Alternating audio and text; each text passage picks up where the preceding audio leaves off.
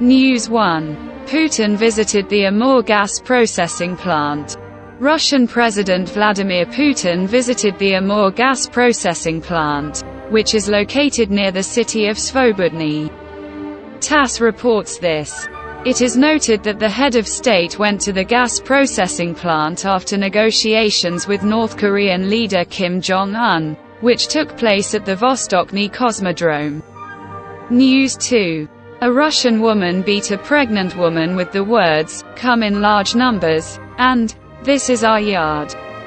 A resident of Tyumen beat a pregnant woman with the words, "Come in large numbers," and, "This is our yard." The victim believes that the townswoman mistook her for a newcomer because she was dark. According to the victim, the townswoman was offended by a phrase uttered by her little son.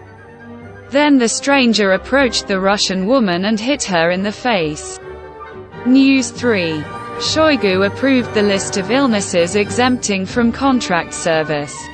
The head of the Ministry of Defense Sergei Shoigu approved a list of diseases for which it is impossible to serve under a contract in the Russian armed forces if he is limitedly fit for mobilization and martial law.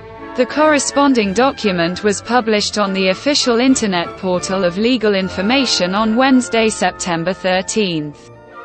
News 4. Large-scale vaccination against anthrax has begun in the Russian region. A large-scale vaccination campaign to prevent anthrax will begin in the Voronezh region.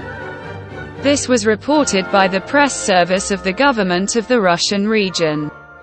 He added that during events that took place before the outbreak of anthrax, some citizens hid their livestock. News 5.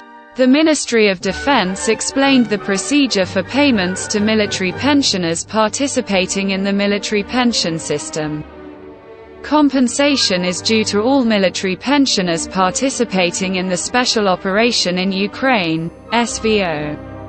The payment procedure was explained to journalists at the Russian Ministry of Defense. According to Deputy Head of the Defense Ministry Tatiana Shevtsova, compensation will be paid in the amount of 100% of the pension. News 6. IPCC registered Sergei Sobyanin as mayor of Moscow. The Moscow City Election Commission, MGEC, registered the elected mayor of the capital Sergei Sobyanin. IPCC Chairman Olga Kirilova noted that the election campaign will continue until the Commission submits a report on the expenditure of funds allocated for the preparation and conduct of elections. News 7. The State Duma proposed expanding the coverage area of the northern military district after the shelling of Sevastopol. Head of the party, A Just Russia, for Truth, Sergei Mironov proposed expanding the coverage area of the special military operation after the missile attack on Sevastopol. The corresponding post appeared on the deputy's Telegram channel. The politician proposed creating an analogue of the Montreux Maritime Convention.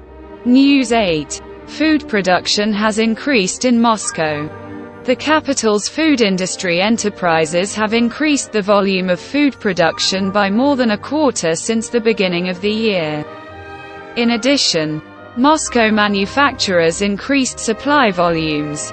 Over the past 7 months they grew by 8.2%, reaching 338.9 billion rubles. News 9. An Ethiopian circus performer who went missing in Moscow asked to stop looking for him.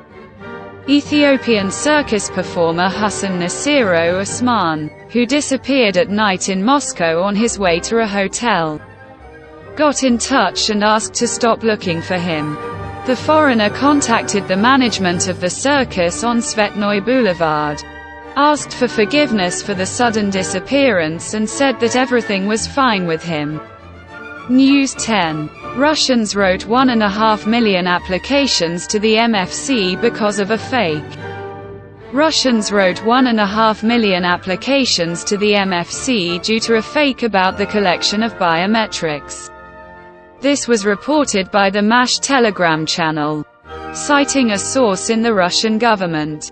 According to the publication, every 100th resident of the country believed false reports about the impossibility of refusing to take biometrics after August 31.